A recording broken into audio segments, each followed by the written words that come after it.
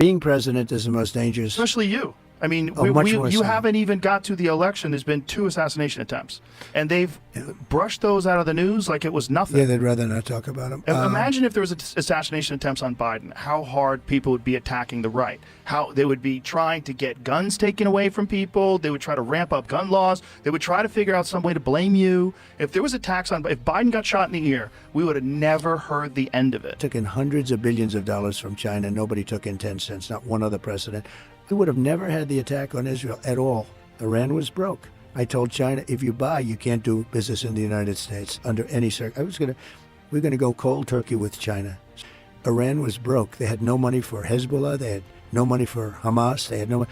But I make myself, I understand what I'm doing. You make yourself a target.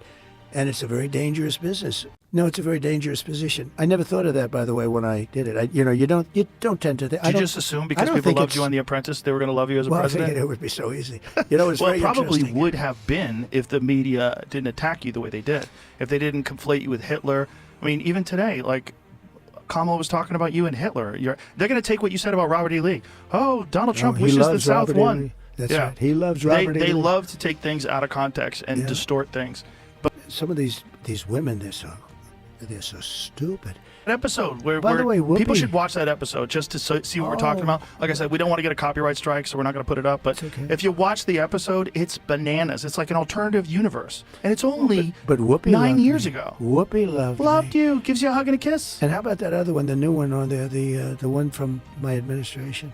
She writes me a letter. It's just so crooked. The press is so crooked. It's crooked, but it's also they're diminishing themselves. They're killing all their credibility, and it's opening up the credibility to new media. It's opening up the credibility to independent media. All these. The worst I've ever seen, though, and I've seen the worst. I mean, I've been a part of it. I've seen the worst.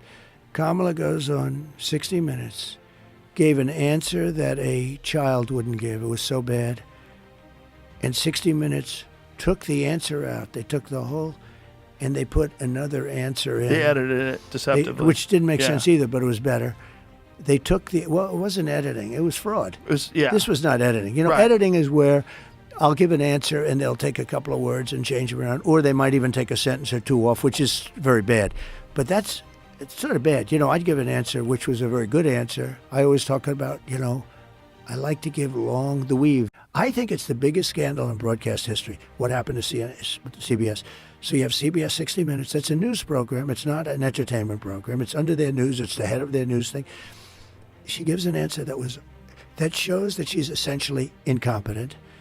And they took the answer. Could you imagine them doing that for me? We can show it if you want people to see it. Can we show it? No? Sure. We get in trouble? We'll get copyright strike? Okay. Listen, anyone can find indemnify you. it, but it's drastic. But what was interesting was the other full version was available initially. It was like a preview.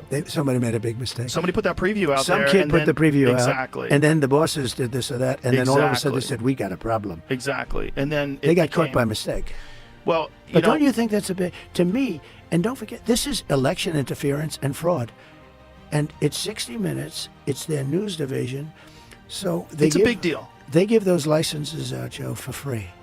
They should pay a fortune. They're worth a fortune. I think that David Muir and that woman that was aside, I never even heard of her, but they kept interrupting me. It was like, I said, how many people am I debating here? I got this one and I got you two.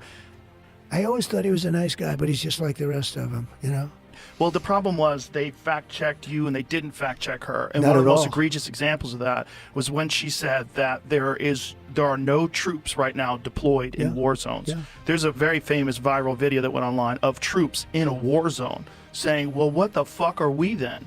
Because there's thousands of them. Dan Crenshaw, the congressman, posted on his Instagram all of the various examples of troops that are deployed, thousands and thousands of troops that are currently deployed. Stupidly deployed. But the point is, if this is going to be an actual real debate and not a propaganda exercise, if it's going to be a real debate, you have to fact check everybody. So like if someone says maybe wanna she thought there was which is also a problem. So